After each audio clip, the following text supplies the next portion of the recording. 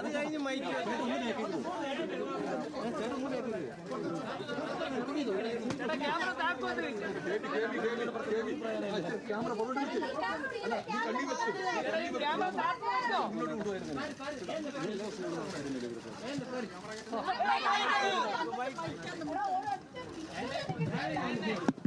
ചേട്ടാ മൈക്ക് എടുത്തോ.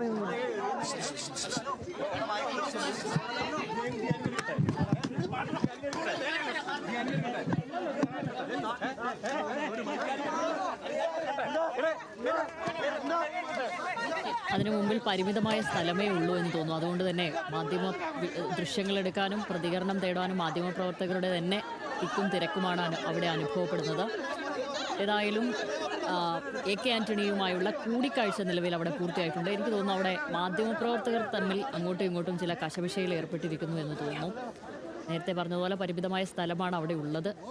അപ്പോൾ ഇരുവരും പുറത്തേക്ക് ഇറങ്ങിയപ്പോൾ ദൃശ്യങ്ങളെടുക്കാനും പ്രതികരണം തേടാനുമുള്ള ശ്രമമാണ് ഉണ്ടായിരിക്കുന്നത്.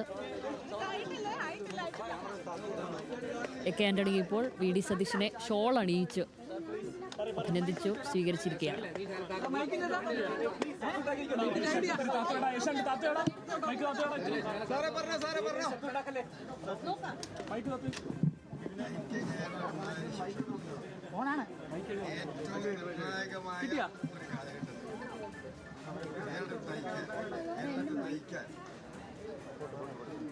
തെക്കേ ഇന്ത്യയിലെ ഒന്നാമത്തെ സ്റ്റേറ്റായി വികസന കാര്യത്തിലും ജനക്ഷേമ കാര്യത്തിലും ഒന്നാമത്തെ സ്റ്റേറ്റായി കേരളം നയിക്കാനുള്ള നിയോഗം കോൺഗ്രസ് പാർട്ടി UDF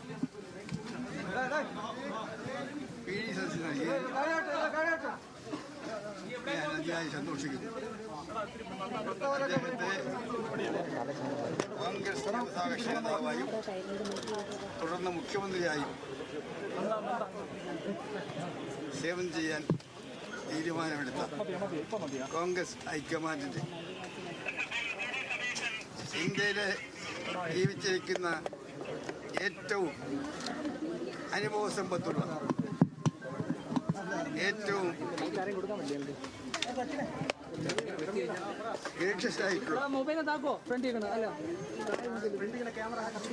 സോണിയാഗാന്ധിയുടെ ഉപദേശം സ്വീകരിച്ചിട്ട് രാഹുൽ ഗാന്ധിയും കോൺഗ്രസ് പ്രസിഡന്റ് ഖാർഗെയും കൂടിയാണ് PD സതീശനെ ഈ സ്ഥാനത്ത് നിയോഗിച്ചത്. ഞാൻ ആ തീരുമാനത്തെ പൂർണ്ണമായി പിന്താങ്ങുന്നു, സന്തോഷത്തോട് സ്വീകരിക്കുന്നു.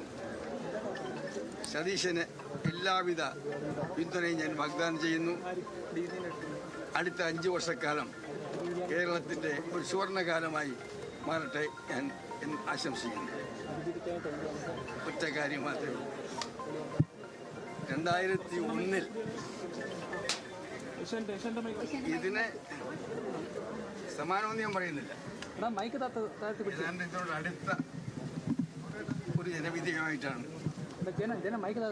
ഞാൻ കേരളത്തിലെ മുഖ്യമന്ത്രിയായി മാറി.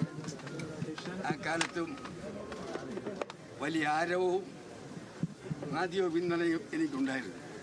പക്ഷെ കുറെ കഴിഞ്ഞപ്പോൾ ആരവങ്ങൾ കെട്ടടങ്ങി, മാധ്യമങ്ങൾ എനിക്കെതിരെ തിരിഞ്ഞു. കാരണം അന്നത്തെ ഗവൺമെൻറ് അന്നത്തെ സാഹചര്യത്തിന് പരിഹാരമുണ്ടാക്കാൻ എടുത്ത ചില കടുത്ത തീരുമാനങ്ങളായിരുന്നു. കേരളം സാമ്പത്തികമായി തകർന്ന് പാപ്പരായി. മുഖ്യമന്ത്രിക്ക് ഡൽഹിക്ക് പോകാൻ ഒരു എയർ ടിക്കറ്റ് നൽകാൻ പോലും ഇന്ത്യൻ എയർലൈൻസ് തടസ്സം നിന്നൊരു കാലഘട്ടത്തിൽ എല്ലാവരും കൊണ്ട് ആലോചിച്ച് ചില കടുത്ത തീരുമാനം എടുക്കേണ്ടി വന്നു. അതോടുകൂടി ആർപ്പുവിളിച്ചവരെല്ലാം തിരിഞ്ഞു. ആർപ്പുവിളിച്ച് മാധ്യമങ്ങളെല്ലാം കല്ലെറിയാൻ തുടങ്ങി. ആ സാഹചര്യം ദയവ് ചെയ്ത് PD സതീശനും സഹപ്രവർത്തകരും ഉണ്ടായി. അതുകൊണ്ട് തുടക്കത്തിൽ തന്നെ ഒന്നിനു പിറകെ ഒന്നായി ജനപ്രിയ പ്രഖ്യാപനങ്ങൾ പ്രതീക്ഷിക്കുന്നത്. സതീശന്റെ മനസ്സിൽ പല സ്വപ്നങ്ങളും കാണും. അത് പൂർണ്ണമായി എനിക്കറിയില്ല, നിങ്ങൾക്ക് പ്രഖ്യാപിക്കും. പക്ഷെ തുടക്കത്തിൽ ഒന്നിനു പിറകെ ഒന്നായി ജനപ്രിയ പ്രഖ്യാപനങ്ങൾ പ്രതീക്ഷിക്കരുത്. കുറച്ച് മുണ്ട് കൊടുക്കേണ്ടി വരും, കുറച്ച് കയ്പീന്തിന് കുടിക്കേണ്ടി വരും. ആ ഘട്ടത്തിൽ കുറച്ചുകൂടി കേരളത്തിന് യാഥാർത്ഥ്യമുണ്ട്. കാരണം ഇത് പാപ്പരായ സംസ്ഥാനമാണ്.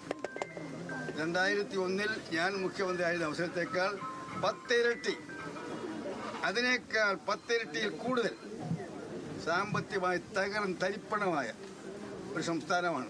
ആർക്കും അറിയില്ല കേരളത്തിൽ നിന്നത്തെ സാമ്പത്തിക സ്ഥിതി.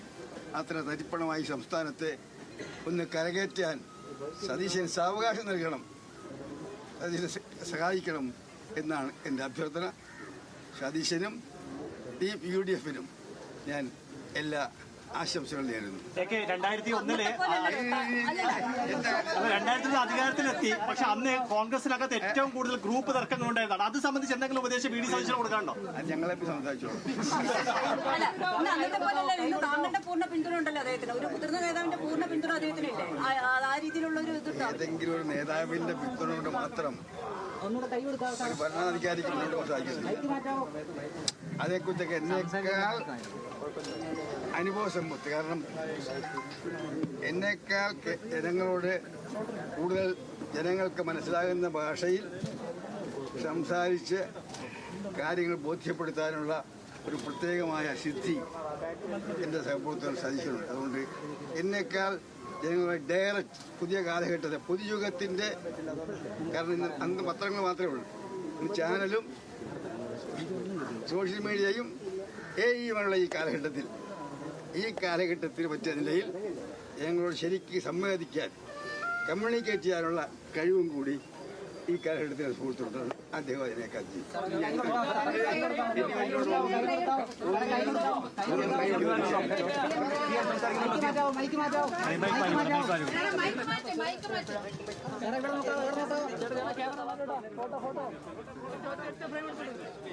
ഫോട്ടോ